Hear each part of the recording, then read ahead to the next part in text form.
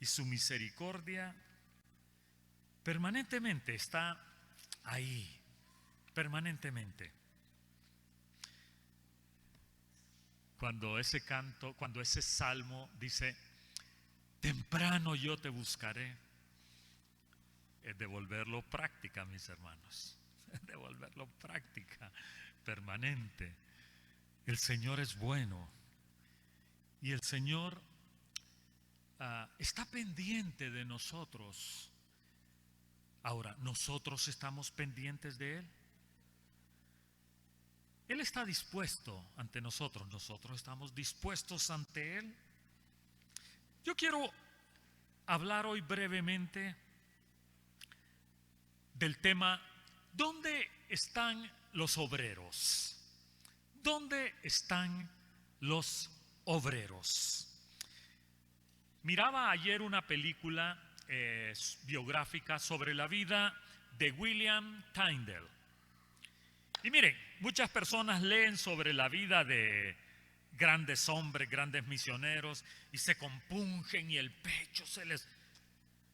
Pero a la hora de llevarlo a la práctica, como que de la teoría a la práctica hay una distancia enorme. William Tyndale vivió en el siglo XVI, un sacerdote católico que creyó que la Biblia debía de llegar a todo el pueblo y decidió traducir la Biblia de los originales, del hebreo, del griego, a la lengua inglesa. Y eso le valió que lo persiguiera la iglesia y lo persiguiera el Estado y lo calificara de criminal por querer que la Biblia estuviese en las manos del pueblo. Y él tuvo que huir y se dedicó a preparar la Biblia, primero con algunos libros de la Biblia, después el Nuevo Testamento, el Antiguo Testamento, y tenía que viajar de un lugar a otro porque lo estaban persiguiendo, La primera edición pudo sacar 3,000 copias de la primera Biblia traducida. Casi todas las copias llegaron a manos de las autoridades y fueron quemadas públicamente, pero algunas de ellas llegaron a manos del pueblo. En la segunda edición sacó 18,000 copias y era perseguido. Finalmente un amigo de él lo traicionó y le dijo a las autoridades dónde estaba. Y William Tyndale fue arrestado, fue llevado a una cárcel y después fue ahorcado, más ahorcado, fue estrangulado y luego su cuerpo fue puesto en una pira y quemado. Creo en ti, Señor Jesús, decía ese canto. Creo en ti, Señor, y lo que harás en mí. De veras. ¿Y lo que está haciendo ahora? Lo que hará y lo que está haciendo ya. ¿Qué está haciendo? Pero les quiero mencionar otro caso. ¿Cuántos de ustedes recuerdan el nombre Antonio Trejo Cabrera? ¿Cuántos recuerdan el nombre Antonio Trejo Cabrera? Lesbia lo recuerda. ¿Alguien más? Iracema. ¿Alguien más? Yo le pregunto a Iracema y a Lesbia, ¿Antonio Trejo Cabrera es un héroe de la fe? Sí. ¿Un mártir? ¿Un hombre similar a William Tyndale? Sí, ¿verdad? Pero fíjese que a William Tyndale lo aplaudimos y lo recordamos y decimos qué historia más bella, ¿verdad? Como ese hombre hizo y hasta sufrió y murió. Antonio Trejo Cabrera también. Igualito, con la diferencia que Antonio Trejo Cabrera era hondureño y vivió en este país. Abogado, del movimiento reivindicador campesino de la UAM marca: Antonio Trejo Cabrera fue asesinado la noche del sábado cuando salía de la iglesia, de una iglesia en la colonia América, de oficiar una boda, porque también era pastor. Y estaba oficiando aquí arribita, aquí en la América, aquí arribita, una boda. Y Trejo Cabrera recibe una llamada y sale para contestarla afuera. Y afuera lo estaban esperando unos sicarios y lo asesinaron. Y quedó ahí tendido el cuerpo, a unos cuantos pasos de la iglesia donde acababa de oficiar una boda. ¿Dónde están los obreros? ¿Dónde están los obreros? William Tyndale y Antonio Trejo Cabrera querían lo mismo. ¿Qué querían? Le voy a mencionar 3 cosas. Número 1, que el pueblo conociera la verdad. ¿Usted cree que a William Tyndale le interesaba que un libro estuviera en las manos del pueblo? No, lo que interesaba es que conocieran la verdad. Y ese libro les iba a servir para que conocieran la verdad. Segundo, le interesaba que la verdad les hiciera libres. Era un pueblo que vivía en opresión religiosa, en opresión política, en opresión social, en miseria, en dolor. Y número 3, tanto a William Tyndale como a Antonio Trejo Cabrera, pastor evangélico hondureño, les interesaba que el pueblo, siendo libre, luchara por la justicia, igual que ellos lo hicieron, igualito. William Tyndale y Antonio Trejo Cabrera desobedecieron a las leyes humanas. Ambos desobedecieron a las leyes humanas. Y por eso aquel hombre del siglo XVI fue puesto preso. Antonio Trejo Cabrera también fue puesto preso. William Tyndale y Antonio Trejo Cabrera fueron encarcelados. William Tyndale y Antonio Trejo Cabrera fueron asesinados, ambos. Y William Tyndale y Antonio Trejo Cabrera fueron obreros de Jesucristo. Ambos fueron obreros de Jesucristo. ¿Usted cree que si hoy en día William Tyndale no hubiera ofrecido su vida, su sangre, su seguridad, el evangelio hubiese logrado llegar al pueblo, llegar a la gente sencilla? ¿Usted cree que si Antonio Trejo Cabrera no hubiera ofrecido su sangre, su vida, su comodidad, la lucha por liberar a un pueblo, tendría esperanza? Iguales. Lo único es que a algunos lo vemos desde lejos y decimos qué lindo, pero de cerca no queremos verlos, porque dice un famoso dicho: no es lo mismo verla venir que tener o platicar con ella, ¿verdad? Es lindo ver las historias de muchos William Tyndale, pero no es muy lindo ver historias de un Antonio Trejo Cabrera. ¿Dónde están los obreros? ¿Dónde están los obreros? Si yo preguntara dónde están los religiosos, llenos.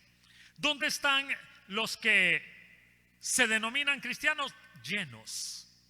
Dando golpes de estado algunos, otros golpeándose el pecho, otros diciendo que Dios los escogió para ser multimillonarios. Pero ¿dónde están los obreros estilo William Tyndale, estilo Antonio Trejo Cabrera? ¿Dónde están? ¿Dónde están? En Lucas capítulo 6, Verso 12 y 13 nos dice: en aquellos días se fue Jesús a la montaña y pasó toda la noche orando a Dios. Al amanecer llamó a sus discípulos y entre ellos escogió a 12, a los que llamó apóstoles. Y en Marcos capítulo 3, verso 13, 14 y 15 dice: después subió al monte y llamó así a los que él quiso. Y vinieron a él 14 y estableció a 12 para que estuviesen con él y para enviarlos a predicar. Verso 15: y que tuvieran autoridad para sanar enfermedades y para echar fuera demonios. El servicio, mis hermanos, dentro del liderazgo de la iglesia implica procesos.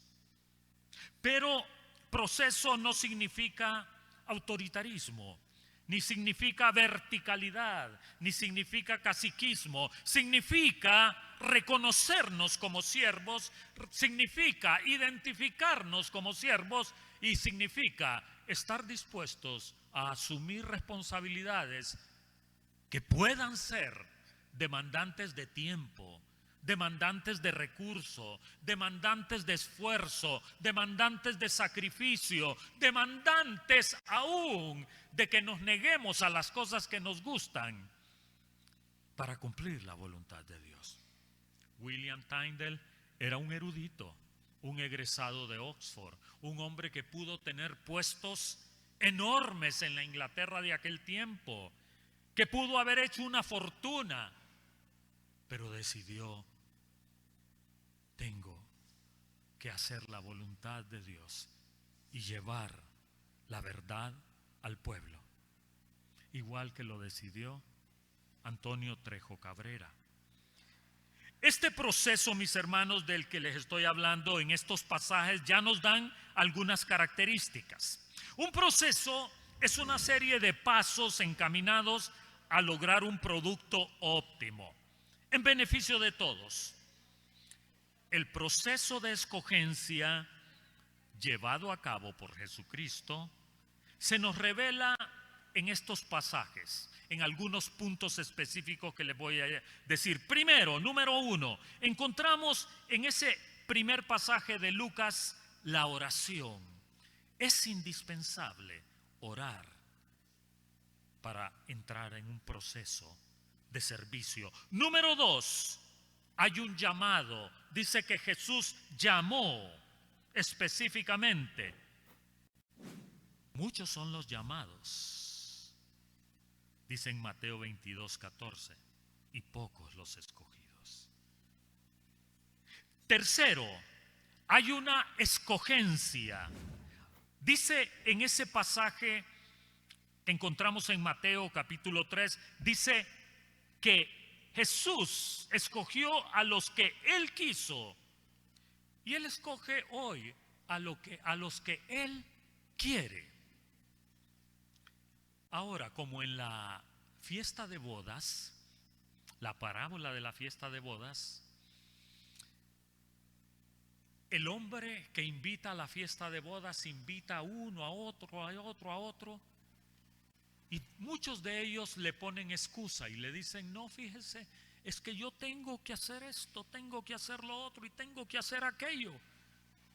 Bueno, dice el maestro, pues entonces invitemos a los que están en las calles, a los que no son dignos, a los pobres, a los que no tienen pedigrí, invitémoslos y llevémoslos a la fiesta. Porque los que se suponían que tenían, no quisieron. Estaban muy ocupados. Tenían otros intereses. Pero yo, esto me lo imagino nada más, nada más. Que cuando aquellos que fueron llamados, que tenían túnicas lindas, que tenían gran nombre, no llegaron. Y después vieron llegar a aquellos que parecían vagos, a aquellos pobretones, han de haber dicho: ¿y por qué llamo a esos? ¿Y por qué permite que lleguen al palacio esos?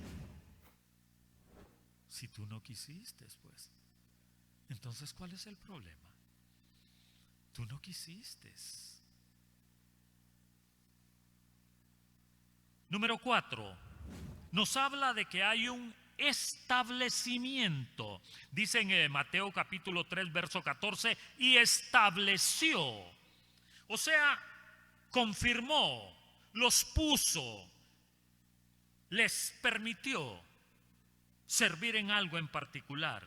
Número 5, nos habla de comunión y preparación. Nos dice para que estuvieran con Él. Mire, uno de los errores que cometemos cuando somos llamados a servir es que cree mucha gente que somos llamados a servirle al pastor, servirle al otro líder, al ministro, y se olvidan que el llamado es servir a Jesucristo para estar con Él, para estar con Él. Cuando el Señor nos llama a servirle, es para que le sirvamos a Él y estemos con Él y convivamos con Él. Pero a veces perdemos la percepción y creemos que somos llamados a servir a los hombres y despreciamos esa oportunidad. Luego nos dice que hay un envío. En ese mismo verso de Marcos, capítulo 3, verso 15 dice, verso 14, para enviarlos a predicar, y el verso 15, y que tuvieran autoridad. Mis hermanos, solo el que es enviado y solo el que cumple con el que le ha enviado y con la misión llega a tener autoridad. Solo el que acepta ese llamado, que es enviado y va y cumple, solo ese llega a tener autoridad. Luego encontramos en Lucas capítulo 9. Lucas capítulo 9.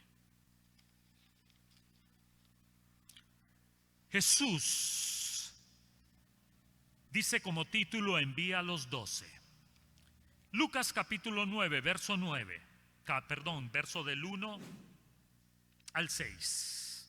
Jesús reunió a sus 12 discípulos y les dio poder y autoridad para echar fuera a todos los demonios y para sanar enfermedades. Verso 2. Los envió a anunciar el reino de Dios y a sanar a los enfermos. Les dijo, no lleven nada para el camino, ni bastón, ni bolsa, ni comida, ni dinero, ni más ropa que la que traen puesta.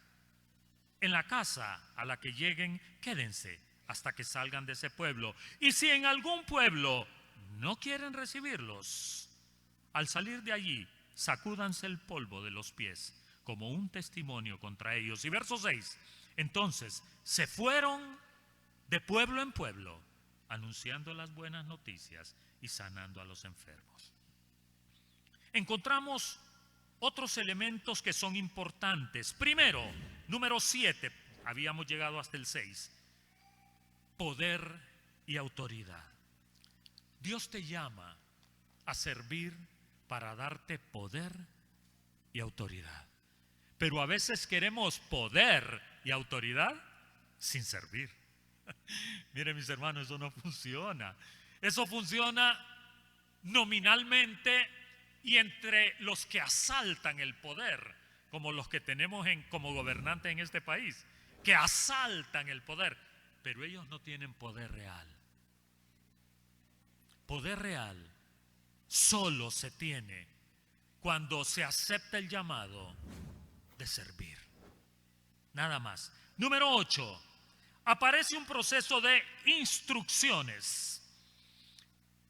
El que acepta el llamado a servir tiene que saber también que tendrá que recibir instrucciones de cómo servir, de dónde servir, de cuándo servir, a quién servir, por qué servir, etcétera, etcétera, etcétera. Número 9, disposición para todo. Mire, pastor, es que yo quiero servir, pero quiero servir en esto y esto y esto. Bueno, mira, pero nosotros necesitamos que sirvas en esto, esto y esto. No, es que a mí no me gusta servir en eso. Ok. Siéntate y habla con el Señor y pregúntale si en realidad Él te ha llamado a servir. Pregúntale si en realidad Él te ha llamado a servir. O te llamaste tú solo, o nos llamamos nosotros solos. Disposición para todo. Y el elemento número 10 es acción. Dice en el verso 6 de Lucas capítulo 9. Entonces se fueron de pueblo en pueblo. Se fueron de lugar en lugar. Se fueron de actividad en actividad, haciendo lo que Dios les había encomendado. ¿Qué les había encomendado? A William Tyndale arriesgar su vida traduciendo la Biblia al inglés. Pena de muerte. Hoy podemos decir, no, si eso es fácil, qué lindo. ¿Cómo no? En ese tiempo, pena de muerte, cárcel, tortura, estigmatización. Cambiémoslo entonces. Hoy, defender a los campesinos, instruir a los campesinos, defender a los obreros, instruir a los obreros. Es lo mismo exactamente. Lo que pasa es que seguimos creyendo que el Evangelio no es peligroso. No, el Evangelio siempre ha sido peligroso. Siempre. Lo fue para Jesucristo, lo fue para sus apóstoles, lo fue para sus seguidores de verdad y lo sigue siendo hoy. Dice en Lucas capítulo 10, y estamos terminando. Dice en Lucas capítulo 10, verso 1, 2 y 3. Después de esto, el Señor escogió a otros 70 y a 2 discípulos, 72 discípulos, y los envió de 2 en 2 para que llegaran antes que Él a todos los pueblos y lugares donde Él pensaba ir.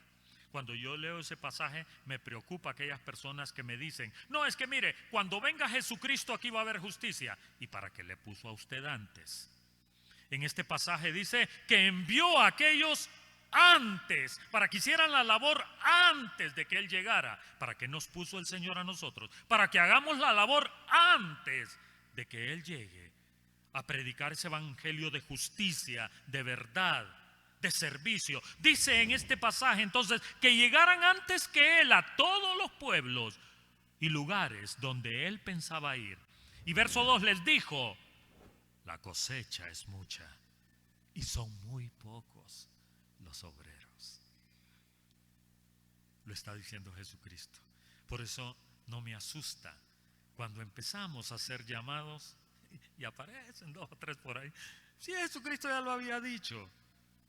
La cosecha es mucha, les dice, y son pocos los obreros. Por eso, pídanle al Señor de la cosecha que mande obreros a su campo. Mire, cometemos un grave error cuando no hacemos la diferencia en ser siervos de la cosecha y a ser dueños de la cosecha. En ningún momento el Señor nos dijo que éramos dueños de la cosecha. Nos dijo que éramos siervos llamados a trabajar en la cosecha. Pero hoy en día, como que se le ha dado vuelta al mensaje y hay muchos que creen que son dueños de la cosecha y que a lo único que deben de llegar es a recoger y a disfrutar de esa cosecha, cuando el dueño de la cosecha es uno solo, nuestro Señor Jesucristo. Somos llamados a servir en esa cosecha y en el área que Él quiera que sirvamos. Y dice el verso 3 de Lucas 10, vayan ustedes, pero fíjense, y fíjese usted en esta frase, fíjense que los envío como corderos en medio de lobos. William Tyndale entendió que él fue enviado como cordero en medio de lobos y no se asustó. Se enfrentó. Antonio Trejo Cabrera supo como pastor que era enviado como cordero en medio de lobos. Recuerdo la voz de Antonio Trejo Cabrera, un día dando declaraciones en una radio, y dijo: he recibido amenazas a muerte y sé que esas amenazas vienen de Miguel Facusé, porque estoy defendiendo a los campesinos del Aguán. Si me matan, dijo, la responsabilidad es de ese hombre. Pero fíjese que Trejo Cabrera no dijo: bueno, yo pido asilo en otro país o yo ya me voy, que pudo hacerlo y estaba en su derecho. Pero el hombre dijo: yo sigo defendiendo a los campesinos que defienden el agua, que defienden el bosque, que defienden la vida. Yo sigo haciéndolo. Y pagó el precio. Él sabía que lo iban a matar. Él sabía que tarde o temprano lo iban a matar, pero él sabía que su vida estaba en Cristo. Y que si Cristo lo permitía, si Dios lo permitía, bien. Y si no, pues gracias a Dios. Dos elementos más que vemos en este pasaje. Primero, relevos. Dios escogió a otros. Mire, la obra, la cosecha, la mies es de Dios. Hoy nos pone a nosotros por un breve tiempo. Hagámoslo con alegría, hagámoslo con gozo, hagámoslo con amor, hagámoslo con esfuerzo, entreguemos lo que tengamos, porque llegará el momento que el Señor diga: ya es suficiente tiempo, ahora voy a poner a otro. Y tampoco nos enamoremos de ese espacio, porque cuando Dios mueve, pone a otros que lo van a hacer igual, bien o mejor. Y gloria a Dios por eso. Pero cuando tengamos el privilegio, aprovechémoslo. Relevos. Número 12, y es el último: conciencia de lo que hacemos. Somos corderos en medio de lobos. ¿Qué significa eso? Y si lo insultan por estar sirviendo, gloria a Dios, diga. Y si lo ofenden, gloria a Dios. Y si lo empujan por ahí, gloria a Dios. Y si lo amenazan, amenazar a los cristianos, amenazar a los siervos de Dios, nadie los amenaza. Todo el mundo les aplaude y los llevan a que oren en el Congreso y que coman con el presidente. A los buenos cristianos, a eso les dan. A William Tyndale no le dieron eso, para nada. A Antonio Trejo Cabrera no le dieron eso tampoco, para nada. Y quiere decir entonces que Jesucristo estaba claro a quién le enviaba ese mensaje.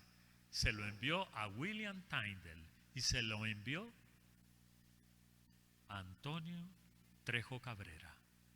Les dijo: hijos, ustedes son comida de lobos. Son comida de lobos. A eso los estoy enviando.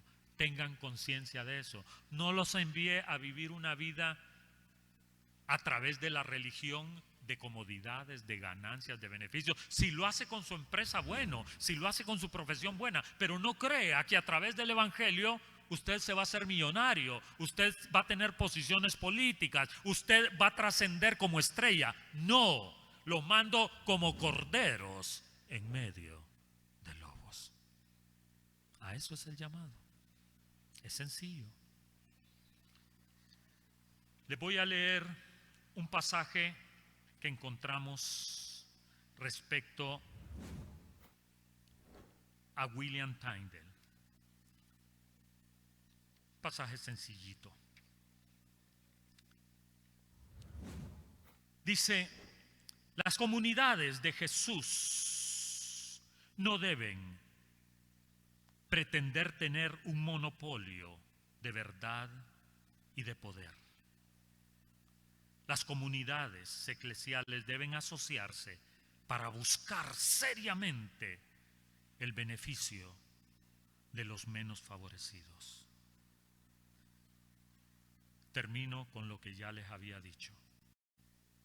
William Tyndale y Antonio Trejo Cabrera querían que el pueblo conociera la verdad, que la verdad les hiciera libres y que el pueblo, siendo libre, luchara por la justicia, la igualdad de cada uno de ellos. Pregunto, ¿dónde están los obreros? ¿Dónde están los obreros y las obreras? Si no están aquí, pues seguramente están donde están los vagos, los sucios, los ignorantes, los despreciados, porque ellos van a ser invitados a las bodas del Cordero. Gracias te damos, Padre, por este tiempo. Gracias te damos por lo bueno que tú eres. Ayúdanos a entender a qué nos has llamado y que podamos darte la honra y la gloria. En el nombre de Cristo Jesús. Amén. Dios les bendiga.